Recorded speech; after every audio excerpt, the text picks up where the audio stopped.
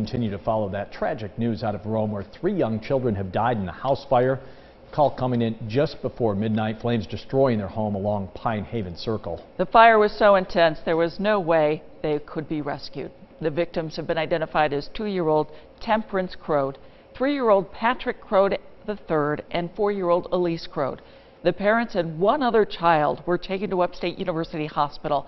They are 25-year-old Patrick Crode and 24-year-old Gabrielle Crode, along with 1-year-old Cadence Crode.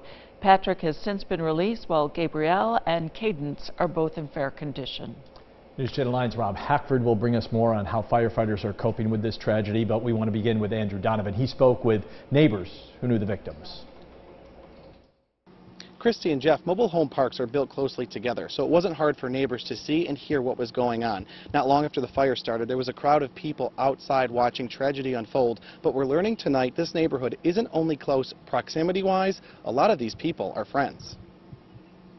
This tire swing, one of the few recognizable remains of what used to be the Crodes' home, is what triggers the strongest memories for Mark Krill next door. My kids will sneak out or run around the back and go over there. They'll be out there and they always go on their tire swing that they have, and they're always playing on the tire swing because they love it. Krill's 2 toddler children, friends with 4-year-old Elise, 3-year-old Patrick, and 2-year-old Temperance.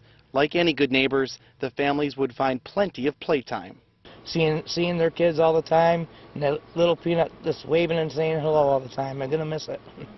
Around midnight, another neighbor was banging on Mark's door. He got his own family outside and saw the Crodes' house surrounded by flames up to the trees. Fire so close to his own home, his siding melted. And by the time I got out here, it was already engulfed and up in flames, and it was like terrible.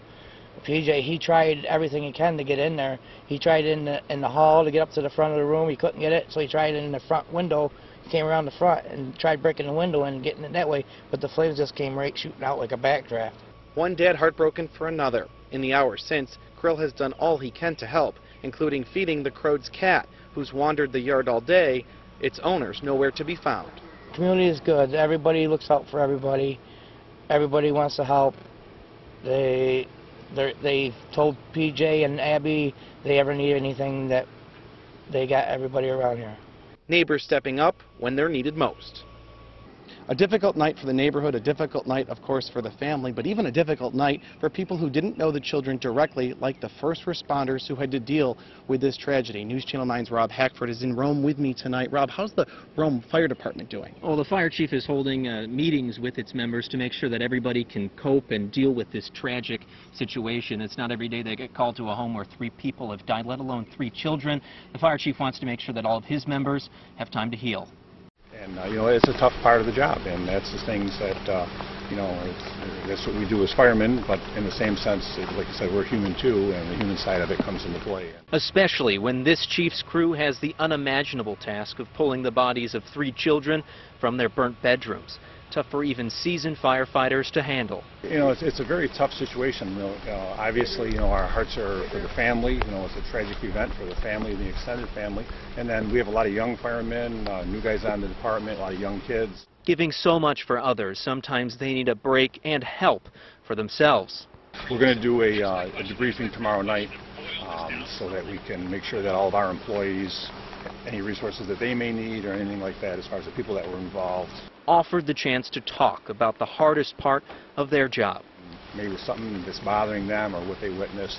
So they'll be ready to give more of themselves to other families when duty calls.